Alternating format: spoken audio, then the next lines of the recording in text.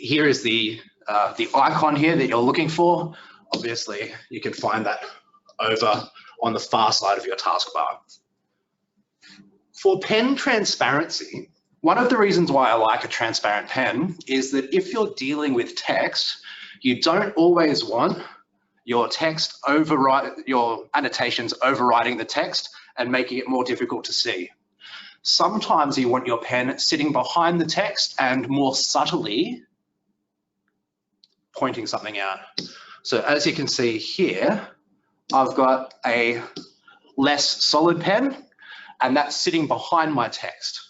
So if the text is the main priority of what I'm doing, I can more subtly annotate the text without it overriding the text, which I really like. So again, if I wanted to do that with this pen that I've just customized, what I'll do is I'll set my color, I'll set my line weight, and I'll set my transparency here. So if I put it down somewhere like that, and then I come down to the bottom again and save tool properties, that will now make this a nice transparent pen. I hope that all makes sense. The pen and the pen settings are the things that a lot of people take time mucking around with during a lesson, during instruction. And so by customizing your pens in your notebook, you really are kind of slimlining, you're making a more sleek lesson flow because you're not reaching for new tools.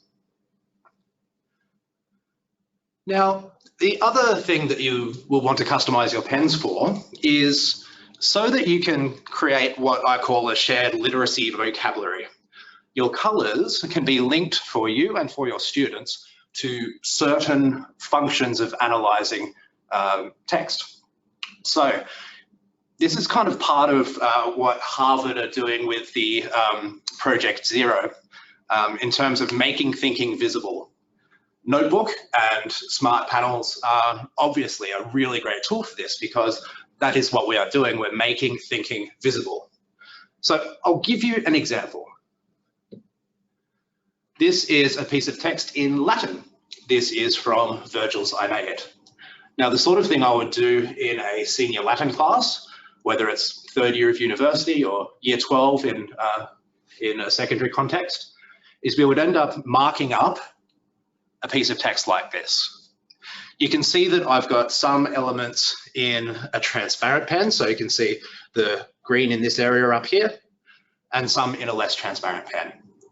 What I'm also doing, as you can see over here, is I'm linking my colors to specific features. So here we have verbal constructs in red, adjectival agreements in green, adverbs in yellow, and on the side here, literary techniques in blue. What this does is it works as a kind of visual shorthand for your students. They can begin to associate a certain color with a certain function, and that helps them in their thinking. One tip that I've got down here is that whenever you're working with text, I strongly suggest locking it, because here's what can happen. You spend all of this time making these annotations, and then, oops. Now, your annotations and your text are totally misaligned and it's meaningless, and you have to muck around trying to fit exactly where that was. In order to lock the text in place, all I have to do is select the text, just like this. Now, I can either use my shortcut, which is down here, Control K, and that will lock it in place, or I can come to the top here to this little arrow. I can click or press on the arrow, click on lock, and click on lock in place. Now, no matter what I'm doing, once that is locked, it will no longer move. There we go, no longer moving. Now, obviously that was a very advanced stage of education that we were looking at there. The same things in terms of a shared literacy vocabulary and colors can be used all the way down to stage one. When we're just trying to pick apart different types of words, picking apart the very building blocks of language, we can use colors. So A really great exercise is very, very easy to do as well. You just type in a sentence in a text box, and then we can ask our students to come up to the board and analyze the sentence. We can start by modeling it ourselves. You know, we can say, okay, here we're looking at our nouns. What are nouns? These are people, places, and things. So what would be the nouns here? We would say Steve kicks the shiny ball. Okay, so it's a person and a thing. Likewise with our verbs. A verb is a doing word, so Steve kicks the shiny ball. We know that an adjective is a describing word. Sorry, I've changed my pen default here to show you, but that's okay. We know that shiny is our describing word. So Steve and ball are our nouns, etc., etc., etc. Another really good way to engage students in this kind of analysis is actually having students come up and taking the class through it themselves, a kind of peer teaching. So the student can come up and play teacher. Now, the great thing about that is, number one, students love writing on whiteboards. They love even more writing on interactive boards. They love getting up and doing it. And they also love presenting. Students love being the teacher. So a student can come up, do the activity themselves, but also lead the class through it, and it can be a collaborative thing. Now, as we progress in literary ability, so we can progress in the difficulty of analysis that we would be doing. So slightly more advanced here, identify the nouns. Amy, well, she's a person, so of course she's a noun, throws the rubbish, that's a thing, so it's a noun, into the bin. There are nouns. The verb, the doing word, is obviously throws. And the preposition, we're going to find that our preposition is into, because that's then governing a subsequent phrase, a prepositional clause. Now, for an even more advanced activity, say in a high school English class, if we're looking at a certain piece of poetry or literature, we can take that analysis slightly further. So we can identify our subject. So we can say the subject of our sentence is the person or thing doing the action of the verb. So shall I compare thee? I is our subject. Oops, I made that transparent, didn't I? So I is our subject of the sentence. Our verb, shall I compare? Compare is our doing word, that is our verb. And the direct object, what the verb is affecting. Shall I compare thee? That is our direct object. And here you can see the standard English word order of SVO, subject, verb, object. And then, because we're dealing with poetry, we can scan the line. So Shakespeare writes his sonnets in iambic pentameter. So shall I compare thee to a summer's day? There we have a full analysis or a partial analysis of a line from Shakespeare's sonnet. Also, when we're talking about customizing and getting the most teaching time and less searching around time, aside from customizing our pens, which is fantastic, we can also customize our entire toolbar. So the way we do that is we come up here to the settings cog. Now, this is what will come up first. And this is a number of tools that we can drag up to the toolbar at the top. Now, some of the ones that I would suggest, I've put on the next slide. So clearing ink, so it gets rid of all the ink on the page. Full screen, so you immediately go to a full screen view if you're presenting, for example. Screen capture takes an instant snapshot of the screen, and the smart recorder allows you to create video and audio recordings of what's happening on the screen. So I'll go back up to my settings cog. So I've found my clear ink just up here. And what I'm going to do is I'm going to click and drag my clear ink up to the top here. You can see that it's giving me options of where it's going to go. And there it is. It's going to pin there, and so I can use it whenever I like. What else did we want? We wanted our smart recorder, so I can put it up here as well. We wanted a screen capture, so I'll put up that as well. And we wanted full screen, I believe. There we are. So I'm putting that up there as well. Now, the way that I got my calligraphic pen pinned to my toolbar up there is if I come down to Tools, this tab here, this gives me all of my tools. So I know that if I'm going to be using, for example, the Magic Pen a lot, and I don't want to go through a couple of extra clicks to get there, I can drag the Magic Pen up to here. So it's these little things that are really easily done that can help your teaching experience.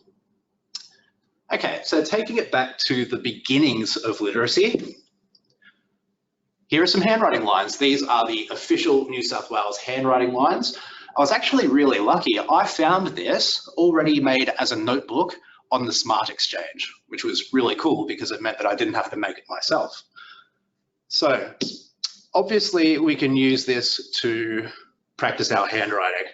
Now, remember, I am not a primary school teacher and I'm not a good handwriter. One of the things that we can do though, and this is a great way of teaching handwriting, I'm just going to make that line solid again. One of the things we can do is come over to our add-ons tab, which is at the bottom just here. You see the puzzle piece. And what we can do is we can use our lesson recorder. What this is going to do is it's going to video what you're doing on the screen. It doesn't capture audio, but then play it back in slow motion. So while students are practicing their handwriting at their desks, they can be seeing in animated time how you're forming the letters. So I'll show you how that works. I'm going to click New Recording, and I'm going to begin writing. Please don't criticize my writing. I never claim to be an expert. So I'll now click on Stop Recording. And when I play it, you'll see nice and slow, the letters are being formed. So this is a good way for a visual aid. Oops, that was a bad stroke. A visual aid for students to practice their writing. Okay. Next up, I wanted to have a look at some ways that Smart Lab can be used to engage students in literature and literacy. So the very first one that I have here is a really simple super sort. Super sort is one of my favorite lab activities because it's so widely applicable. You can use super sort for anything that is going to be sorted into categories. So from really early years, things like fruits and vegetables, even numbers and odd numbers, all the way up to things like marsupials versus placental mammals, whatever you like, prime numbers versus non-prime integers, what have you. Here we've got a literacy one, so we're splitting adverbs and adjectives. So we know that lively is an adverb, or is it? Not every word that ends with an ly is an adverb. So that's a really nice teaching moment as well. Nicely, because one runs nicely, but one cannot run lively. Lively is describing a noun. Okay, so you can use the template of the sort, the super sort, to do all kinds of content. You don't have to limit yourself. Anything that can be sorted can be practiced with super sort. And likewise, don't forget that you can always push this to student devices. okay? So students don't need to be on the same Wi-Fi network, they just need to use any device that also has an internet connection because it is browser-based. So in order to do that, we come over here to our little tablet button, and students will be directed to go to hellosmart.com, and then they'll type in my teacher code. Once we have our students, their names in this section here, we can press start.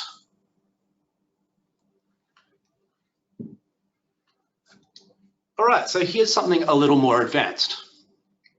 This is a match 'em up. And here what we're matching is a literary technique on the left versus the description of that literary technique on the right. So we can say that anaphora is defined as repetition of a specific consonant sound. Or is it? No. Anaphora, and you can see here, I've set this so that there is instant feedback rather than putting them all together and at the end of the activity, you get your feedback of what's incorrect and what's correct. Here we have instant feedback. Now the way you can change that, by the way, anaphora is repetition.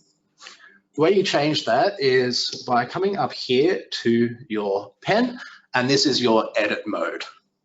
And you can see just here, check answers instantly or check answers when prompted. When we choose when prompted, then the student finishes the activity, and then at the very end, when they say, yes, I'm finished, then it gives the feedback. Okay, likewise, this is applicable to a wide variety of literacy and other pedagogical content applications.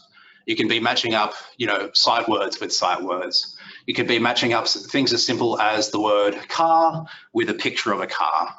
You don't have to just use text, of course. You can also use graphics. So here, where we have our little graphic symbol, if I press that, it will open up Finder or Explorer, and it will allow me to insert any picture I want. Okay, let's get out of that.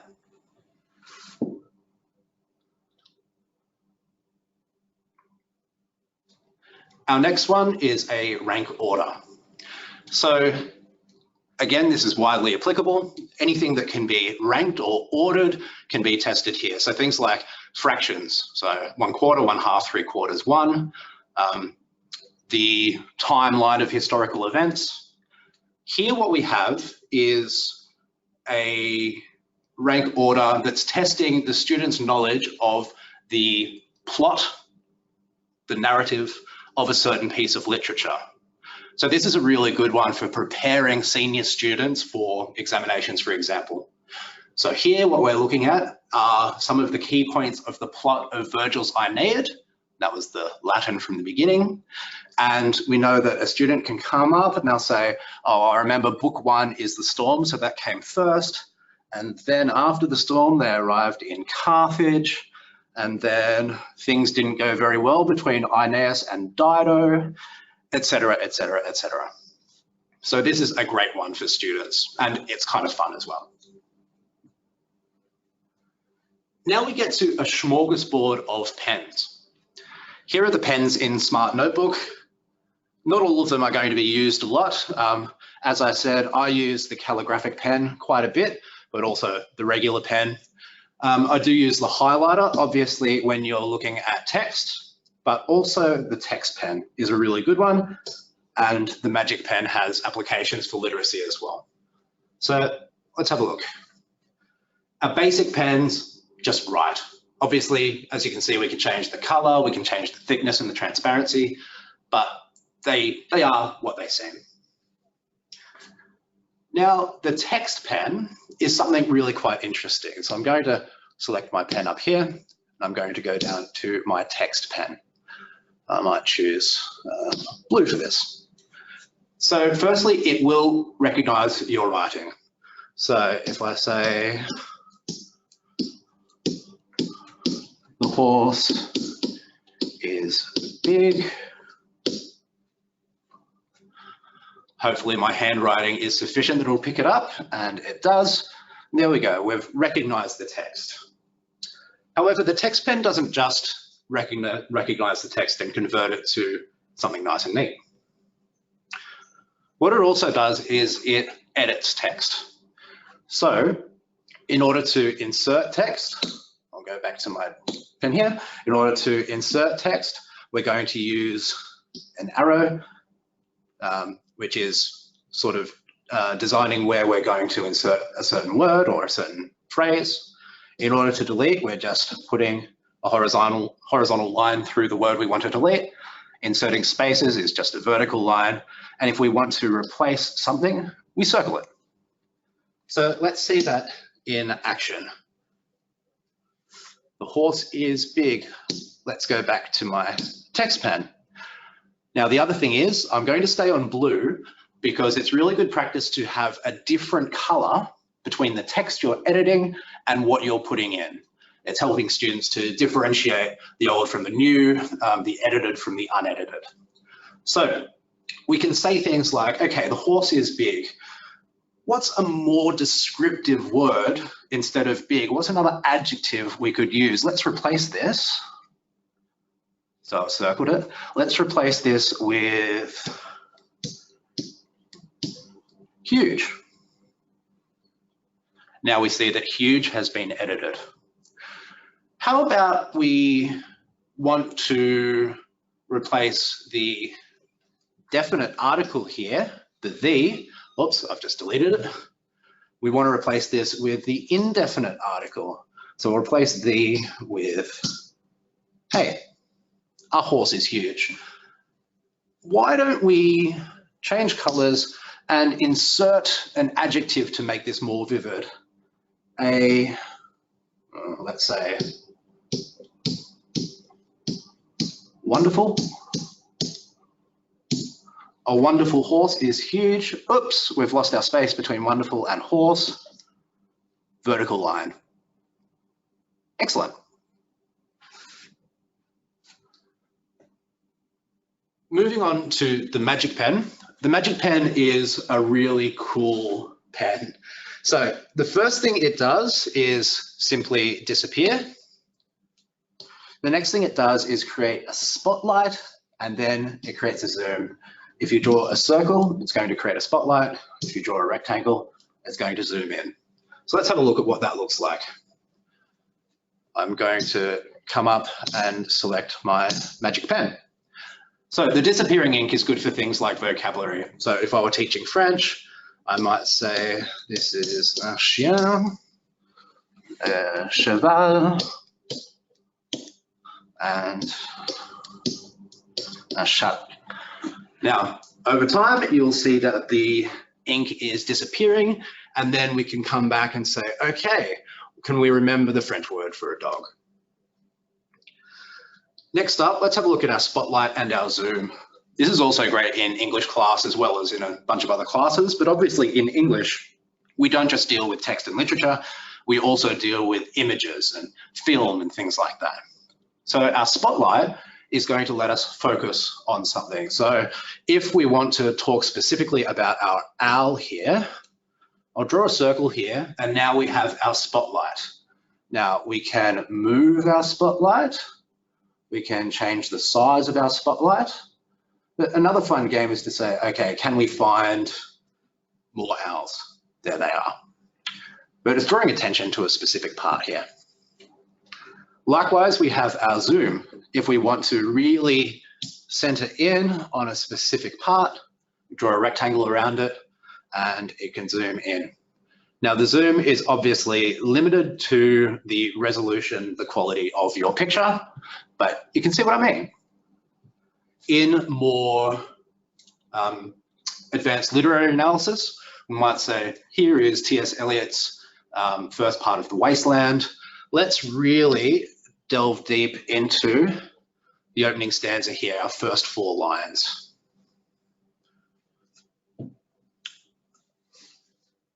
So that's our Magic Pen.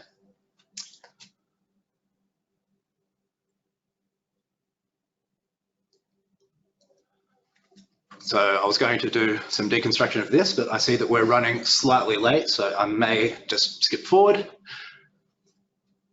By putting things together in Smart Notebook, you can develop fully flowing lessons. So we can use our add-on. So if we come to this puzzle piece here and insert a YouTube clip, remember that obviously literature and poetry is not just about reading it on the page, but it's also about performance and the sound of the words.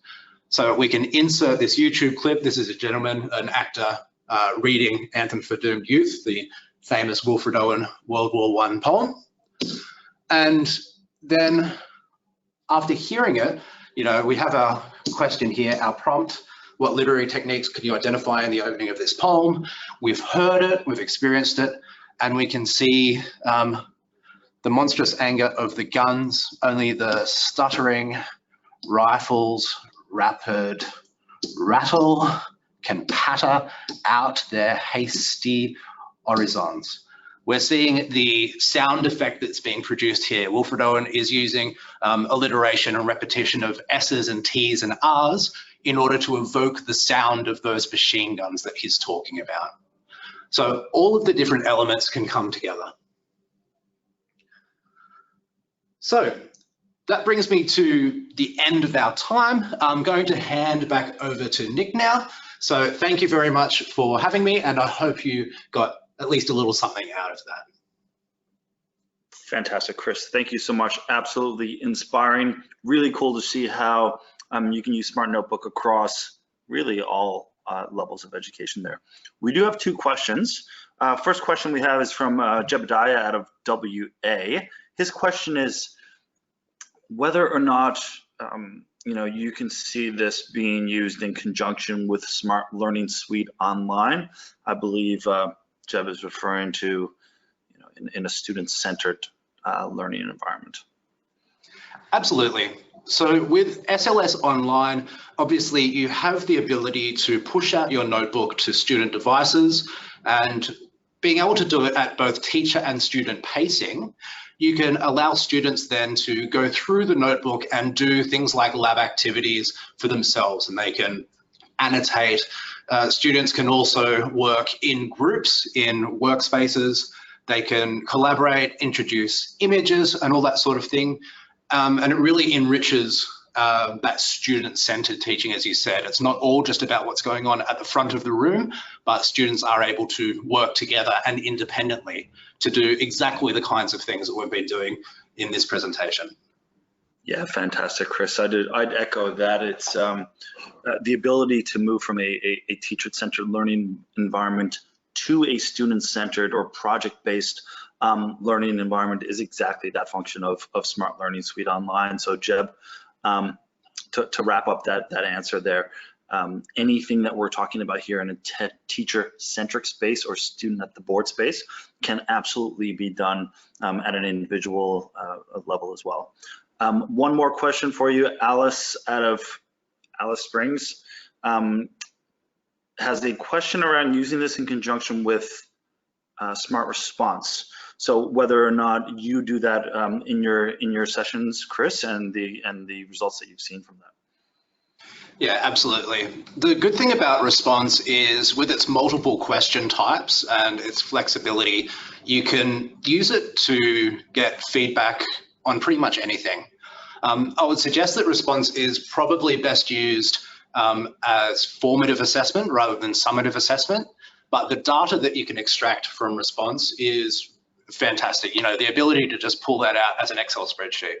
So with Response, you're not going to be able to do things like ask students to write an essay, but that's not what Response is for. Response is for capturing more, pedagogical content knowledge rather than things like essay writing. And so with short answer questions, with multiple choice answers, you can get a really quick and effective gauge of how the students are learning, and then use that feedback to target your teaching more efficiently.